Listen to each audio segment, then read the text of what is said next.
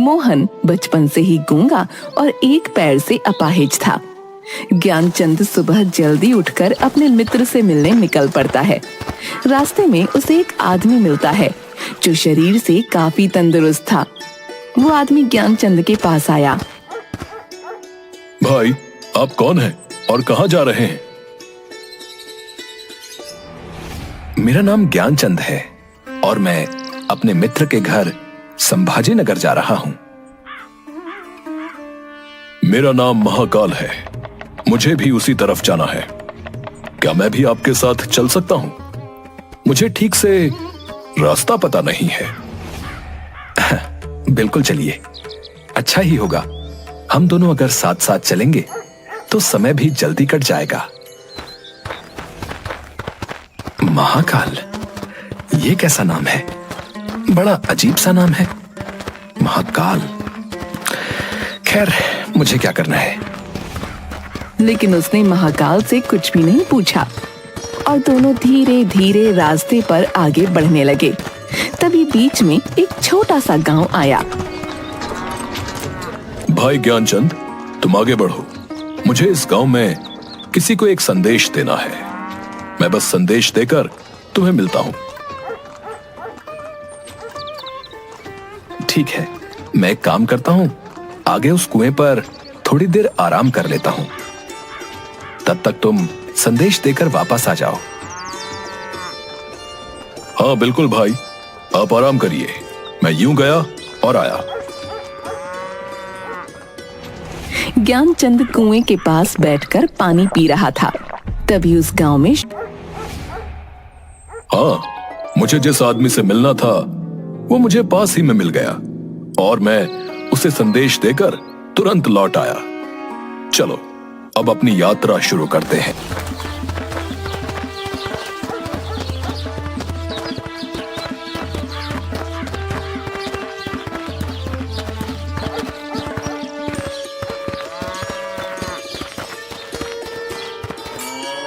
मित्र, रात होने वाली है और पूरा दिन चलकर हम बहुत थक भी गए हैं। क्यों ना हम रात इसी मंदिर में रुक जाएं और यहीं आराम कर लें? तुम सही कह रहे हो। हम यहीं रुक जाते हैं और आराम कर लेते हैं और इसी बहाने से प्रभु के दर्शन भी कर लेंगे। भूख भी बहुत लगी है, इसलिए भोजन कर लेंगे और थोड़ा विश्राम करके सुबह जल्दी ही आगे की यात्रा के लिए निकल पड़ेंगे। ठीक है, हम यहीं रुक जाते हैं। मुझे इस गांव में किसी का सामान देना है, देकर आता हूं। तुम भोजन करो, मैं आकर खा लूंगा। लेकिन मित्र, साथ में भोजन करते हैं ना?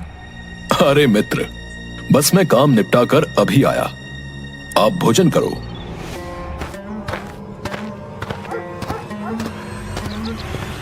अरे आग लग गई भैया! अरे पूरे गांव में आग लग गई। लगता है कुछ नहीं बचेगा।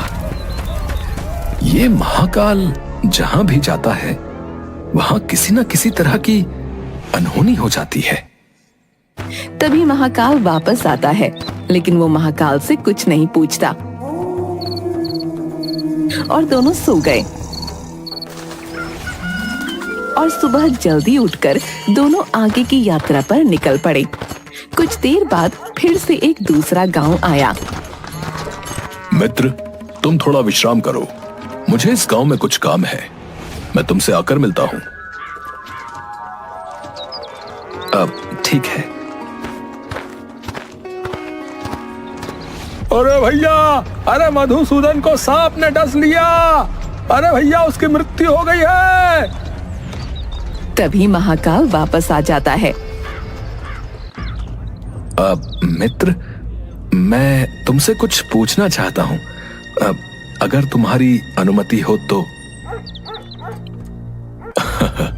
हाँ बोलो, क्या बात है मित्र? मन में जो भी शंका है उसे दूर कर लो। तुम जिस गांव में भी जाते हो, तुम्हारे जाते ही वहां कुछ न कुछ अनहोनी क्यों हो जाती है? क्या तुम मुझे बता सकते हो कि ऐसा क्यों हो रहा है? ज्ञानचंद, आप मुझे बड़े ज्ञानी लग रहे थे। का है, यदि आप अपना सही परिचय दें तो मेरे लिए आसानी होगी। मैं यमदूत हूं और यमराज की आज्ञा से उन लोगों के प्राण हरण करता हूं जिनकी आयु पूर्ण हो चुकी है। अगर ऐसी बात है और तुम सचमुच ही यमदूत हो तो बताओ, अगली मृत्यु किसकी है? अगली मृत्यु तुम्हारे मित्र की है जिससे तुम मिलने जा रहे हो, और उसकी मृत्यु का कारण भी तुम ही होगे। अब तुम ये क्या कह रहे हो? क्या सच में अगली मृत्यु मेरे मित्र की होने वाली है और मैं ही उसकी मृत्यु का कारण हूं? वो मेरे बचपन का मित्र है, मैं उसकी मृत्यु का कारण नहीं बन सकता। इसलिए बेहतर होगा कि मैं अपने मित्र से मिलने आगे की यात्रा पर न जाऊं। कम से कम मैं तो उसकी मृत्यु का कारण नहीं बनना चाहता हूं।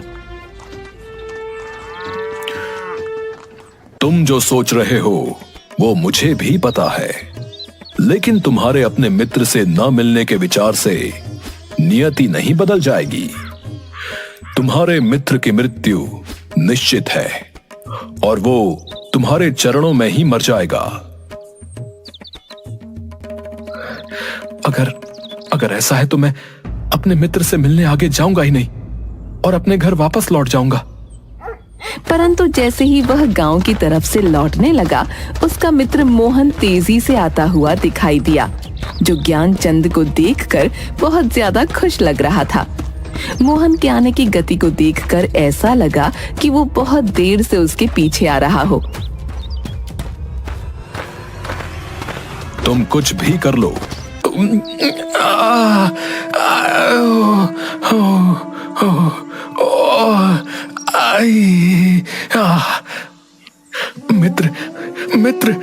मित्र तुम ठीक हो ना? मैं तुम्हें कुछ नहीं होने दूंगा।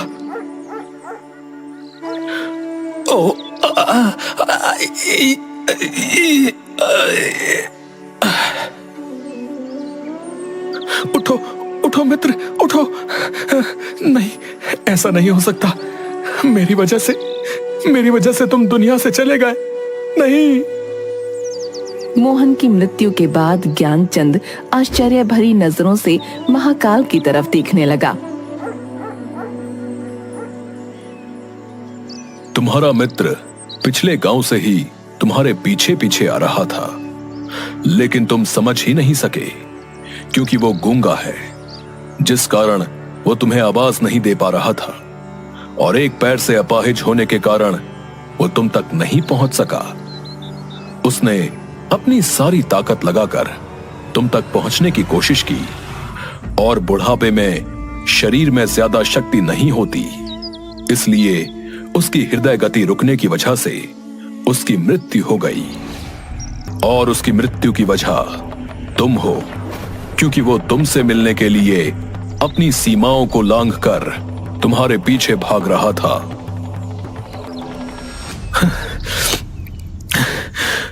अगर मृत्यु मेरे मित्र की होनी थी तो तुम शुरुआत से मेरे साथ क्यों चल रहे थे?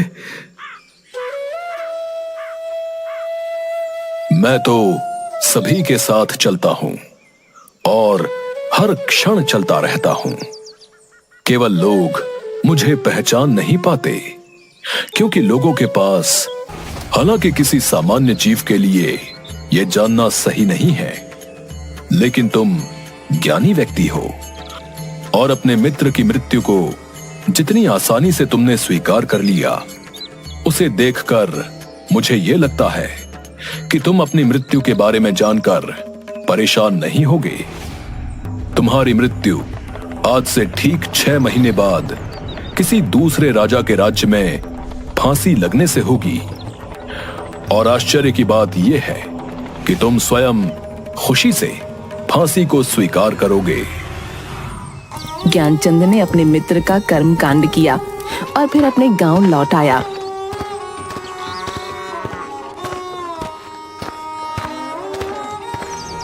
ज्ञानी व्यक्ति भी अपनी मृत्यु के बारे में जानने के बाद मृत्यु से बचने के लिए कुछ न कुछ करते हैं।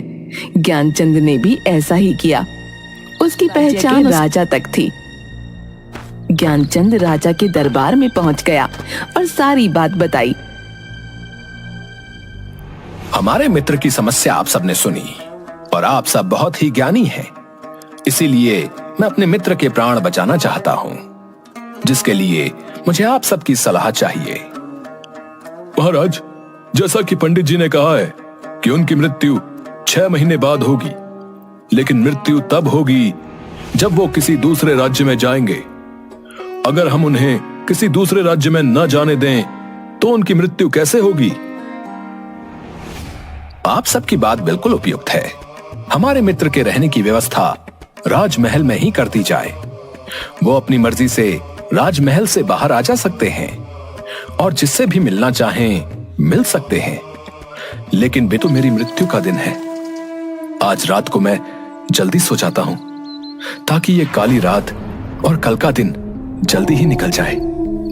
ज्ञानचंद को नींद में चलने की बीमारी थी और वह स्वयं इसके बारे में जानता नहीं था। इसलिए उसने राजा या किसी से भी इस बीमारी के बारे में बात नहीं की थी। नींद में चलने की बीमारी का दौरा अक्सर उस समय पड़ता जब व्यक्ति को नींद अच्छे से न आ रही हो। उस रात ज्ञानचंद को नींद में चलने का दौरा पड़ा। वो राजा के महल से निकलकर अस्तबल में गया। राजा के आदेश के अनुसार वो कहीं भी आ जा सकता था, इसलिए किसी ने उसे कुछ नहीं पूछा और घोड़े पर सवार होकर ज्ञानचंद दूसरे राज्य की सीमा में चला गया और उस राज्य के राजा के कक्ष में जाकर रानी के दूसरी तरफ सो गया। सुबह राजा ने देखा, कौन है ये नामुराद जिसने हमारी राज रानी के साथ और हमारी शान शौकत में ये गुस्ताखी की है? इस गुस्ताख को तुरंत गिरफ्तार कर लो और दरबार में पेश करो।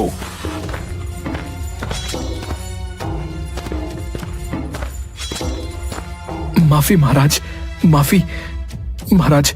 मुझे खुद नहीं पता कि मैं आपके राज्य में कैसे आया, और राज्य में तो छोड़ दीजिए, आपके कक्ष में कैसे आया मैं खुद नहीं जानता। तुम झूठ बोल रहे हो, सच सच बताओ। तुम कोई जासूस तो नहीं हो? महाराज, मैं सच कह रहा हूं, मैं कोई जासूस नहीं। राजा तो पहले ही क्रोधित था और ज्ञानचंद की बातें सुनकर और क्रोधित हो गया। तुम्हारा अपराध अक्षम्य है।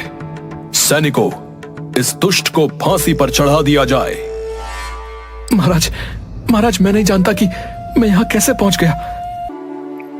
मैं दूसरे राज्य से इस राज्य में आत्महत्या करने क्यों आऊंगा? अगर तुम्हें यह पता है तो तुम हमारे कक्ष में क्यों आए? महाराज, मैं आपको सारी बातें सच सच बताता हूं और पिछले 6 महीने में हुई सारी बात बताता हूं।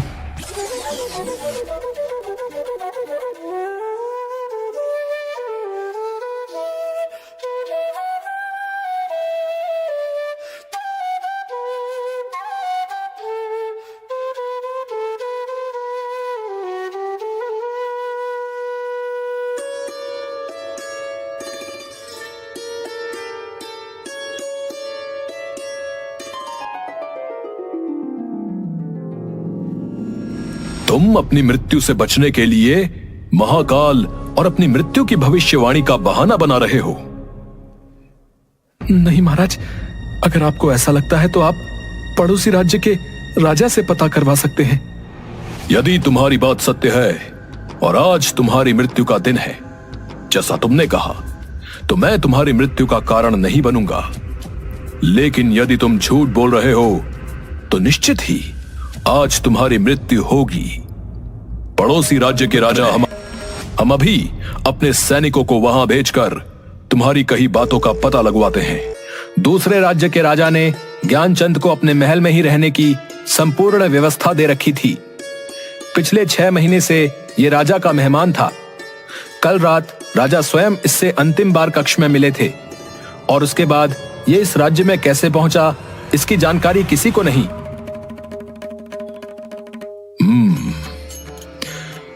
उसके अनुसार ज्ञानचंद को फांसी की सजा देना उचित नहीं है।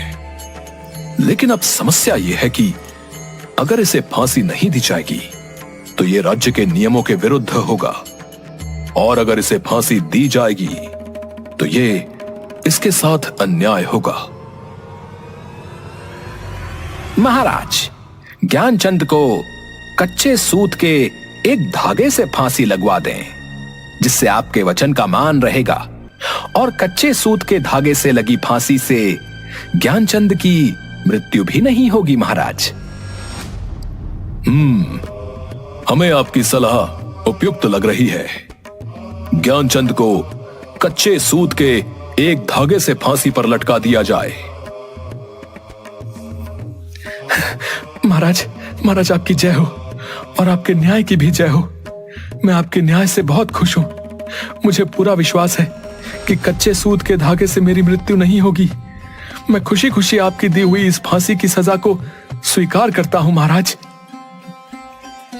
जैसे ही ज्ञानचंद को फांसी दी गई, कच्चे सूत का धागा टूट गया, लेकिन टूटने से पहले उसने अपना काम कर दिया। ज्ञानचंद के गले की नस कट चुकी थी और वो जमीन पर पड़ा तड़प रहा था, और देखते ही देखते उसका शरीर शांत हो गया। विश्वास नहीं हो रहा कि ये कमजोर से धागे से किसी की मृत्यु हो सकती है। नियति ने अपना काम कर दिया है। जो होना होता है वो होकर ही रहता है।